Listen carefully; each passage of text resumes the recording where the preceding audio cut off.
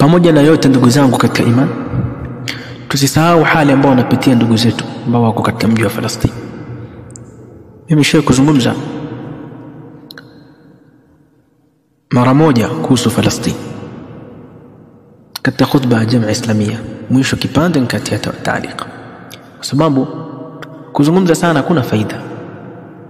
Wala haina maana kwamba ati mtu kile mmoja akiwa yasimama yazungumza ndio kwamba ati ndo la. Sisi tunasema tukumbushana ya kwamba wale ni ndugu zetu katika imani, ndugu zetu katika dini, ambao ukhuwatu din muqaddamun ala ukhuwati nasab, udugu wa dini watangulizwa kuliko udugu wa nasaba. Ikiwa hali ndo hii na ndugu zetu wanadhulumiwa, wallahi wa billahi wa tallah, kwa yule ambaye kwamba ana uwezo kusaidia chochote kwa ndugu zake wa Palestina, basi na asaidie.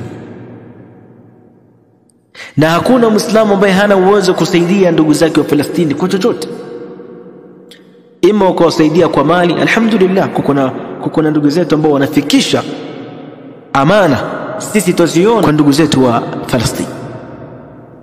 Lakini wewe ambaye hujafanikiwa kusaidia kwa chochote, kwa mali, kwa chochote, kwa jitahidi uombe dua kwa Allah subhanahu wa ta'ala. Kwa posti katika status, kwa posti katika Facebook na Instagram pekee haisaidii. Ombeni dua.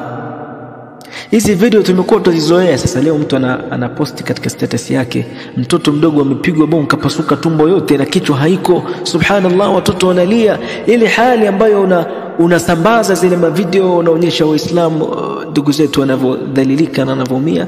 Kithirisha zaidi kuomba dua, isikuwa ni sehemu ya kutafuta viewers na kuna watu wanatafuta viewers peke yake. ud'u Allah tabaraka wa ta'ala li ikhwanina an yansurahum, na wallah Allah subhanahu wa ta'ala atawanusuru. Wala tahsabanna Allah ghafilan amma ya'malu adh-dhalimun, usifikiria kwamba Allah subhanahu wa ta'ala ameyasahau na anayapotezea haya mambo ambayo kwamba anayafanya madhalim. Wallahi wa billahi wa tallah, Allah hajawasahau ndugu zetu Palestina.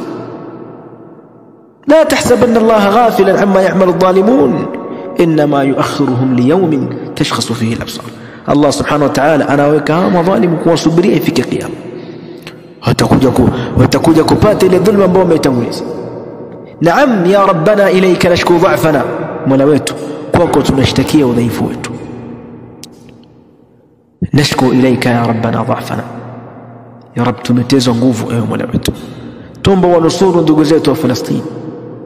Ya rab, hatuna sisi cha kufanya zaidi ya kunyanyua an narfa akufana baina yadayk, illa kunyanyua mikono yetu mbele yako, na tunakuomba ya malakuta as-samawati wal ard, انصر إخواننا المستضعفين في فلسطين. اللهم انصر إخواننا المستضعفين في فلسطين على اليهود الغاصبين. اللهم عليك باليهود ومن عاونهم، اللهم عليك باليهود ومن عاونهم، اللهم عليك باليهود ومن عاونهم، اللهم أرنا فيهم عجائب قدرتك.